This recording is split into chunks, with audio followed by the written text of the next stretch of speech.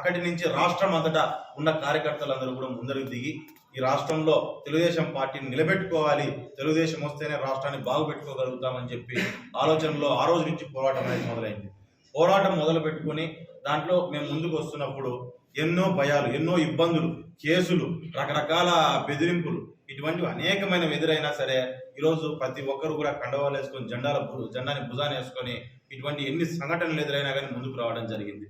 ఈరోజు ఒకటే విషయం చెప్తున్నా, ధర్మవరంలో ఏదో బెదిరించేస్తే తెలుగుదేశం పార్టీ దాక్కుంటుంది అనే ఆలోచన దగ్గర నుంచి కూడా ఈరోజు ఇదే సైకిల్ గుర్తుని ఊరూరా ఊరేగింపు చేస్తున్నాం అనే విషయాన్ని కూడా మీకు ఒకసారి దీని ద్వారా నేను తెలియజేస్తున్నా.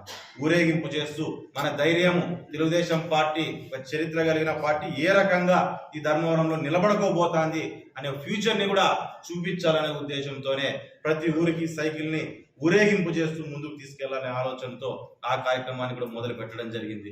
ఇంకా మనము భయపడే దగ్గర నుంచి మనం ముందుకు వచ్చి ధైర్యంగా ముందుకు దిగి ప్రజా సమస్యల మీద పోరాటం చేసే స్థాయికి మనం ముందుకు వచ్చామనే విషయాన్ని దయచేసి ప్రతి తెలుగుదేశం కార్యకర్త గుర్తు పెట్టుకోవాలని చెప్పి మీకు అందరికీ తెలియజేస్తున్నా. ప్రచార రథాలు ఏవైతే, చైతన్య రథాలు ఏవైతే ఉన్నాయో ఇవన్నీ మీ గ్రామాల్లోకి వస్తాయి. మీరంతా కలిసి ముందుకు వెళ్ళండి. ఆ పైన నడుస్తున్న సైకిల్ని చూడండి. ఆ రకంగా ఏ రకంగా అయితే ఈరోజు సైకిల్ మీ ఊర్లో ఊరేగింపు జరుగుతుందో రాబోయే కాలంలో ధర్మవరంలో సైకిల్ కిందకి దిగకోకుండా అదే రకంగానే ఊరేగింపు జరుగుతుంది సైకిల్ అనే విషయాన్ని కూడా గుర్తు చేయడానికి ప్రచార రథాలని, చైతన్య రథాలని మేము ముందుకు పంపిస్తున్నాము. దాంతో పాటు మీరు గ్రామాల్లో ఎక్కడైతే సమస్యలు ఉన్నాయో, ఎవరైతే అర్జీలు రాయలేని వాళ్ళు ఎవరైనా ఉంటే వారందరికీ కూడా మీరు తోడ్పడి ఆ అర్జీలు రాపిచ్చి వారి సమస్య ఎవరైతే తెలియని వాళ్ళు ఉంటారో పక్కన 10 మందికి చెప్పి ఆ సమస్యను అర్జీల రూపంలో వచ్చిన ఈ చైతన్య రథాల్లో ఆ అర్జీలను కూడా వేయించాలని మిమ్మల్ని అందరినీ కూడా పేరు పేరున కోరడం జరుగుతుంది. కాబట్టి తెలుగుదేశం కార్యకర్తలు కానీ లేకుంటే యువత యాక్టివ్గా ఈరోజు రాష్ట్ర రాజకీయాల్లో ఇన్వాల్వ్ అయ్యి ఇక్కడ ఒక రాజకీయ మార్పు ఉండాలని కోరుకునే ప్రతి యువత, ప్రతి పౌరుడు కూడా ఇందులో పాల్గొనాలని వాళ్ళందరినీ పేరు పేరున కోరడం జరుగుతుంది. మరి దాంతోపాటు ఈ 15వ తారీఖున నారా భువనేశ్వరి గారు ఈరోజు నిజం గెలవాలి అనే ప్రోగ్రాంలో భాగంగా ధర్మవరానికి రావడం జరుగుతుంది. సంజీవపురానికి, బత్తలపల్లి మండలం సంజీవపురానికి అక్కడికి వచ్చి అక్కడ చంద్రబాబు నాయుడు గారిని జరిగిన అక్రమ అరెస్టులో భాగంగా ఆ రోజు జరిగినప్పుడు మొత్తం రాష్ట్రం అంతా ఒక ఉద్రేగానికి, ఒక దీనికి గురైందనమాట. అక్కడ చాలా మంది ఆ రోజు బాధపడి, ఆ రోజు చంద్రబాబు నాయుడు గారిని అరెస్ట్ చేశారంటే చాలా మంది బాధపడి, చాలా మంది కూడా ప్రాణాలు కోల్పోయిన పరిస్థితి.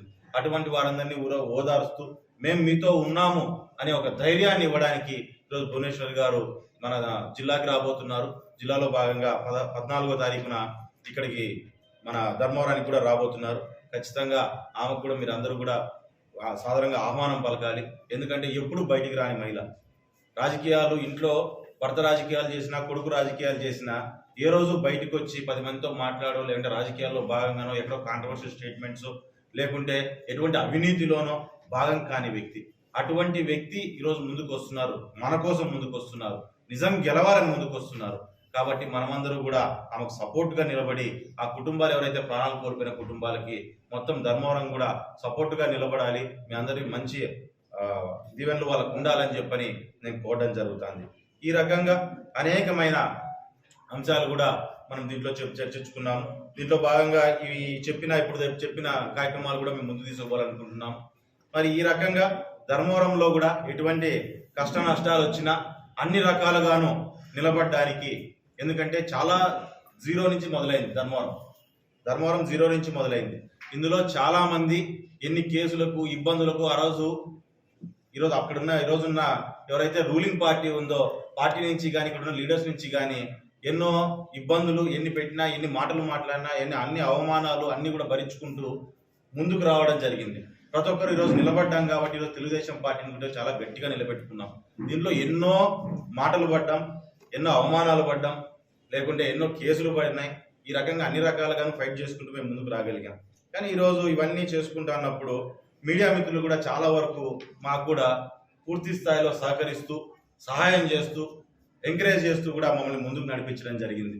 దీనిలో భాగంగా మొన్న మాట్లాడుతా అంటే చిన్నగా మా మిత్రులు కొంతమంది చిన్న న్యూస్ ఆర్టికల్స్ అవి వస్తూ ఉంటాయి కదా, మిత్రులు కొన్ని ఆర్టికల్స్ కూడా రావడం జరిగింది.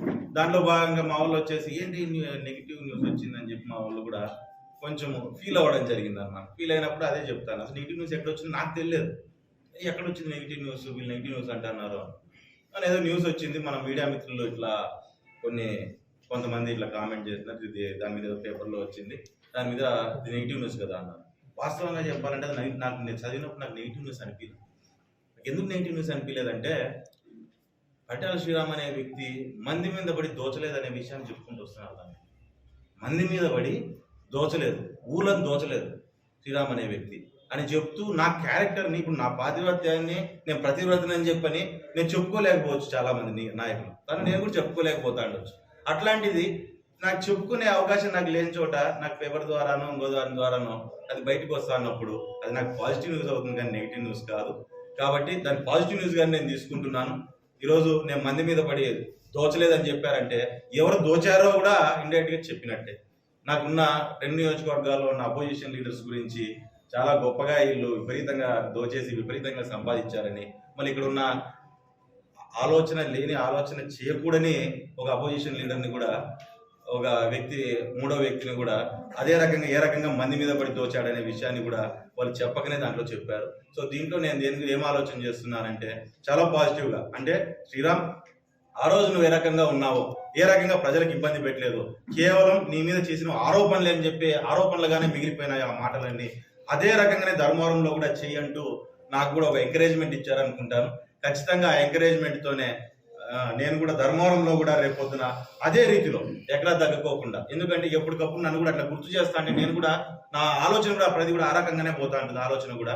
సో అందులో భాగంగానే నేను కూడా ఎక్కడ ధర్మవరంలో కూడా అవినీతి అనే దానికి తావు ఇవ్వకోకుండా, అక్కడ జరిగిన ఆరోపణలు ఏవైతున్నా అటువంటి ఆరోపణలకు కూడా మాక్సిమం తావు ఇవ్వకోకుండా, ధర్మవరంలో కరప్షన్ లేకుండా మంది మీద పడి దోచకోకుండా చాలా నీట్గా పద్ధతిగా నువ్వు వెళ్ళాలని చెప్పి దాంట్లో నాకు ఆ రకంగా అర్థమైంది. అదే రకంగానే ముందుకు పోతా. దీని ఒక ఇన్స్పిరేషన్ గా తీసుకుంటా, దీని ఒక పాజిటివ్ న్యూస్ గా తీసుకుంటా.